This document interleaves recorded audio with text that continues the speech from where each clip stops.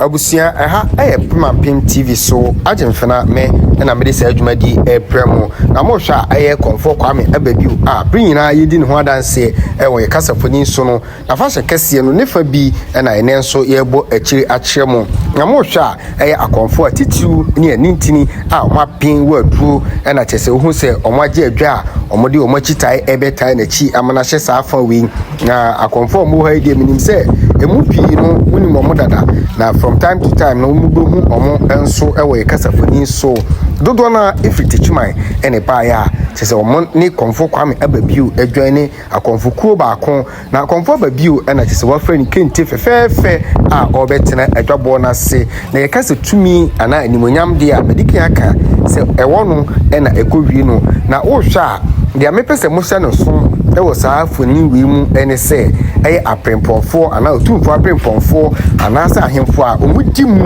ewo Ghana ha dodo na ebebi mu ewo adwabo na se na mepese etiefo ehye bibi nso se Komfo ababiu enam ne dwuma pa ne nkodin ana se ne nokredie a wodi ewo ne somunti no abri nyina aya ahemfo achitiri ne anintini efachitiri ni benche edo mani munyam ebeta ne dwumadi achi aninti bo so otumfo brempon ta kyere hene enso abepiemu ewo ha ono nso edi na munyam ebeta akyere bie na mepese mu se bibi nso the colorful event ene akomfo ne adinsifo ene abenfo mapiemu nyina ekyere se Komfo ababiu eye obi a odi nokredie tumi ene keseye animunyam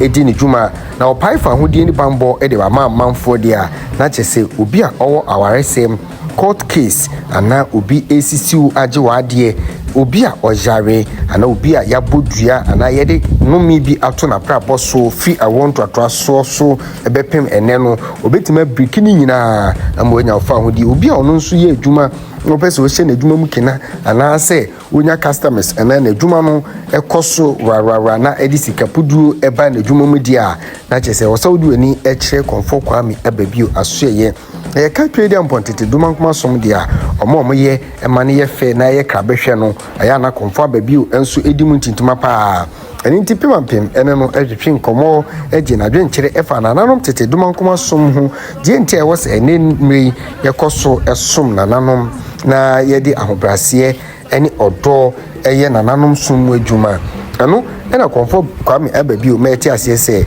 abrofo som ebeto ye na nanom som tete dumankoma som no tete borebore som a yankopon ba ade a na odi tim ho a ye na nanom afasa akwan no so a asom na tete bremu no na boni pa de boni nipa stro boni nipa hu se ne yonko ade da hokra onfa nipa estro asisire efise na nanom ebe paifa hodi ama oni akon nanso ene nipa ensuro bone enam se yesi yenyanya mefofra one de se utimi ye bone na emomo ye bone wi na osugu no so na osufre na ode bone be chew eni nyame a osi ochi bone diempa enanka one no ebeye edwuma eni ti ohwa eye otumfo aprempofo a omo ba adwumadi na se no omo ena chese so omo chia ha teche hene se de medi kan ono ena chine yesi ni so a otumfo atente ben enso edi na chi eni ti mesho so ba adwumadi ni so a no se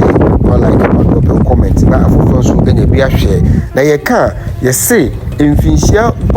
pore beye aduosiani saa af de fefedie ya e course e obikum katomu antinsu no ebi ensita se amama na amane etwagu e wo montin so ama enchiriman so enye bi hwe ahwe no we ena ye di edikan in the last 60 years na chese na nanom som no eye Komfo Kwame ababiu ena apa ama anya animunyam ewo brekum kato ene ne mpatamu eniti the whole brekum area no